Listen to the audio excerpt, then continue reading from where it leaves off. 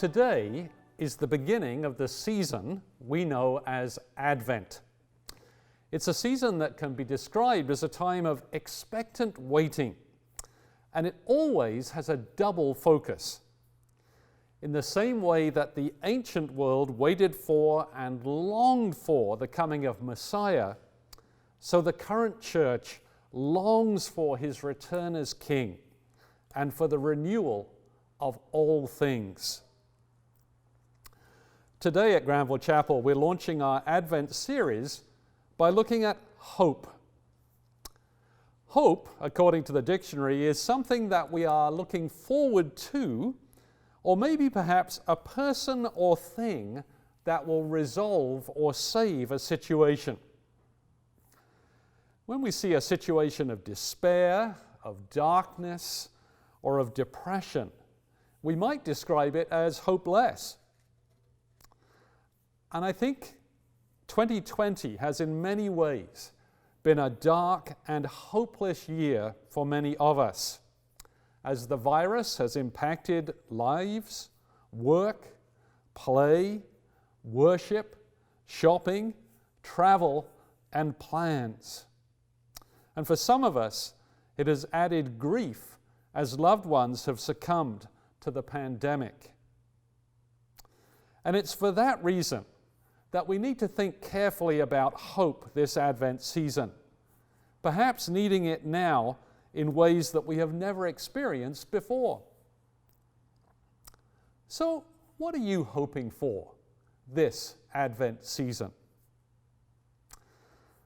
Now, I have a suspicion that number one on your list is speedy distribution of the vaccine. And if I pushed you on why that would be top of your list, you would probably reveal that you're longing for the day when things can go back to what they were. Normal hugs for friends and family, normal parties and celebrations, normal meals and hospitality. And actually, I wouldn't disagree with you. The abnormal of this season feels like it has gone on way too long. But even if we all got the vaccine tomorrow, which of course we won't, we would still have to deal with the reality that the world is not what it should be. Even if there was no pandemic, there would still be much that is grievous to deal with in our world. Everywhere we look, we see power being abused.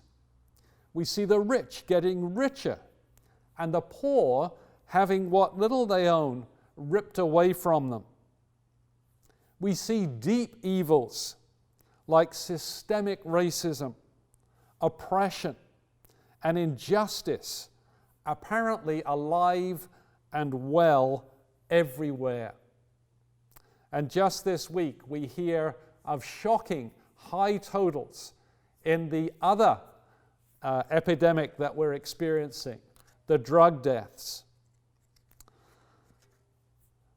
If many of these things feel external to us, there are others that feel very internal. We wrestle with our very selves. We have addictions and secret vices. We are anxious and depressed. And we can't seem to find our way out to the light anymore. So what does hope look like for us and our weary, broken world? To answer that question, we need to revisit the story of the first Christmas, which is set in a world which we can readily identify.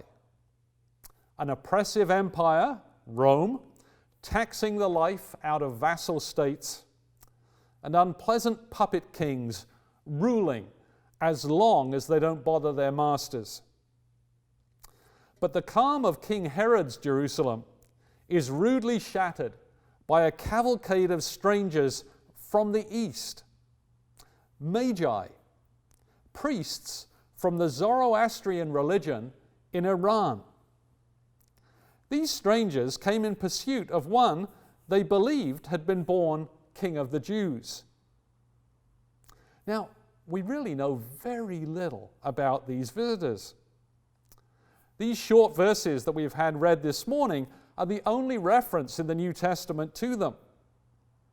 It seems pretty clear that they were interested in astronomy, for it is the appearance of a star or comet that seems to have convinced them that something important had happened. But quite how they made the connection between the star and a new king of the Jews has never been established.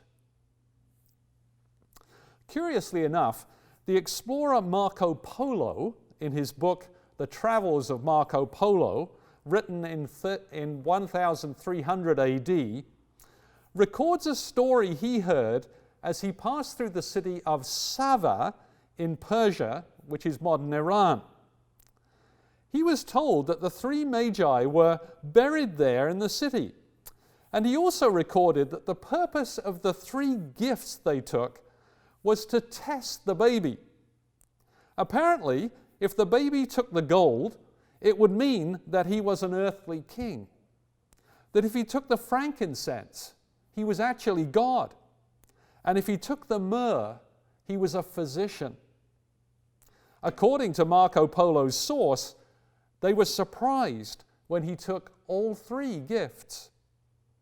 Now, I'm not making too much of all that, other than to say it is an unlikely corroboration of the biblical account we have in Matthew, perhaps from the very place where the Magi originated.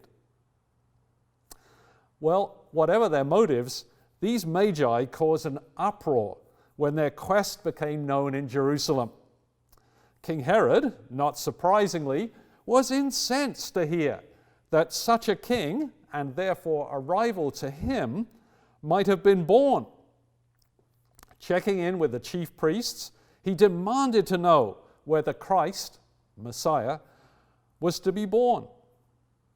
Well, that was not too hard a question, because they knew their Old Testament well, and they could turn to Micah's prophecy that named Bethlehem as the place out of which one day would come a ruler who would shepherd the people of Israel. We are then treated to the spectacle of the dastardly Herod extracting information from the visitors about the time of the appearance of the star. And then, in a slimy, evil way, trying to get them to find out the details of the birth and bring back the information so that he himself can go and worship. What is it about power that can make people who get it so unpleasant? The story we are given wraps up on a much more joyful note. The star, comet, heavenly light, whatever it was, leads them directly from Jerusalem to the place where the baby Jesus is staying. Seeing the star, they are filled with joy.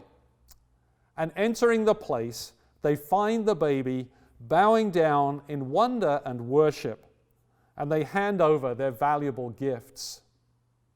No doubt Mary was amazed. She had probably never seen wealth like the gifts in her life. The Magi are then warned in a dream to avoid Herod, and they return to their own country over many long miles of desert and hard terrain. Interestingly, we know nothing more about them. What impact did this journey have on them? How did it affect them? Did they ever find out who the baby they saw grew up to be? Did they at some point become followers of Jesus, the Messiah? We just don't know. When I think about this story in terms of hope, I think that God has put a longing, a desire in every human heart for heavenly light, for something brighter and more transcendent than anything we find down here. C.S. Lewis spoke of this hunger in terms of the good, the beautiful, and the true. I think that it was the hope that was awakened in their hearts by the appearance of the star, and that drew them to Jesus despite the dangers of the journey. I think it was that sense of being drawn to Jesus that captivated them and pulled them to their destination in Bethlehem. But that sense of being drawn or pulled towards Jesus is something that I think most Christians can actually identify with. There was a time when most of us had no interest in God whatsoever. The Bible was a closed book to us, and the person of Jesus was just a name out there. But in ways that are as unique as each one of us, something stirred in us to start us on a journey, a pilgrimage, if you will, that would only be completed when we encountered Jesus for ourselves and realized that He was what we were hoping for, someone utterly, even radiantly good, someone beautiful in terms of His character and His compassion, and someone true, offering us meaning in the chaos of our broken world. The world we live in is still broken. But the Apostle Paul speaks in Romans 8 of the whole creation groaning as it waits for the revealing of the children of God. At that still to come event, which will coincide with the return of Christ as King, the creation itself will be liberated from its bondage to decay and be brought into glorious freedom. That day is what we are eagerly waiting for. A day which Paul describes as our adoption as children of God and the day of the redemption of our bodies. In Romans 8, 24 and 25, he writes this: "For in this hope, this final conclusion hope, we were saved. But hope that is seen is no hope at all. Who hopes for what they already have? But if we hope for what we do not yet have, we wait for it patiently."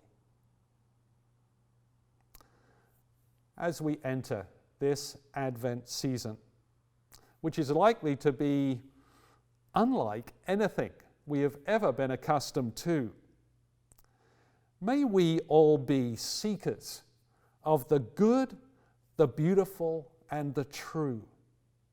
And may our journey lead us to Jesus, the hope of the world. And may we wait patiently for a bigger hope than simply a vaccine to deal with COVID. Jesus' death on the cross of Calvary reconciled the world to Himself, and His resurrection is the ultimate evidence of God's plan to bring all things in heaven and on earth together under one head, even Christ. Now that's a hope worth holding on to.